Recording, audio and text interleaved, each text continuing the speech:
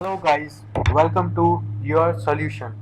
In this video, I will tell you how a Java program compiles. So, this is your Java program, a simple Java program with the name test. This is your source code. So, what happens when you run your Java program? It will first compile with the help of a Java compiler. This is your Java compiler. What a Java compiler do? It will convert your source code into a bytecode. This is actually this Java compiler is converting a source code into a bytecode. Actually, what Java compiler does? What is the role of a Java compiler? Actually, what is the role of a compiler? So, a compiler converts the high-level programming language into bytecode. To understand your high-level programming language means your source code. So, this source code means high-level programming language is converted into machine instructions, which is your bytecode. So, what happens after compilation of Java program? It will converts into bytecode, which is your test.class file. So, what happens after that?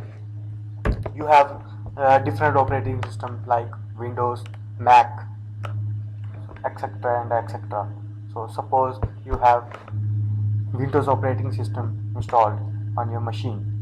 So after when you install your Java, this is your Java runtime environment. It contains a Java virtual machine, which is JVM. This JVM has subparts class like class loader, bytecode verifier, interpreter, runtime. So what happens as Java JVM has class loader.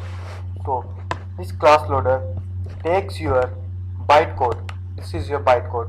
Takes your bytecode and loads the bytecode. That is your test.class file. This is a role of class loader. It loads the bytecode into a JVM. Then after that, when your bytecode loads with the help of class loader, it checks your code. It verifies your code. This is a work of bytecode verifier.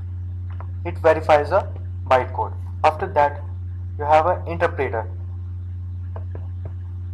When your bytecode is verified, it reads bytecode stream that executes a instruction. So first you have a test.java file, which is your source code. Then it converts the Java compiler converts the source code into bytecode. Then this bytecode runs on different platform.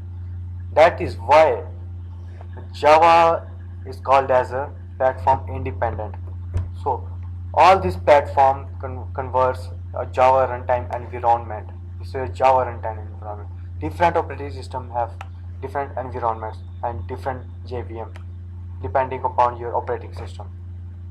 So your source code converts into a bytecode, and this bytecode runs on different virtual operating system. That is why your bytecode is called as platform independent. So this source code runs on different platform, and this is how your Java program runs actually, and how your Java program compiles. This is all about how a Java program converts and how a Java program compiles. So thank you. Hope you understand this lecture. Thank you very much.